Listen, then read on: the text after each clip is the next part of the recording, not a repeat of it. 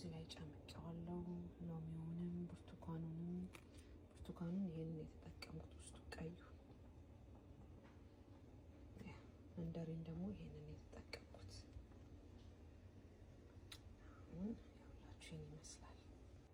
ሰላም እንዴት ናችሁ? ያውላችሁ ዛሬ ደግሞ ፍሩት ልሰራ ነው። ሌሞን አለ እዚህ ጋርም አረንጓዴው ሌሞን አለ ራሱ ያችሁ ጨምቄዋለሁ። ይሄ ቢጫው ነው።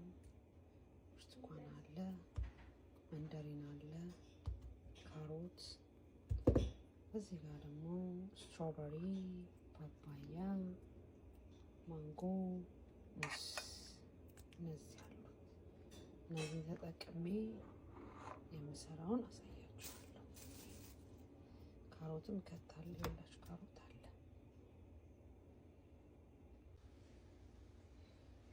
ትንሽ ማር ታረጉበታላችሁ። ይሄን ይመስላል። ዛይ ይፈጫል። ያው ጁሱ ይሄን ይመስላል። ያውላችሁ እንዴት እንደሚጣፍጥ አትጠይቁኝ።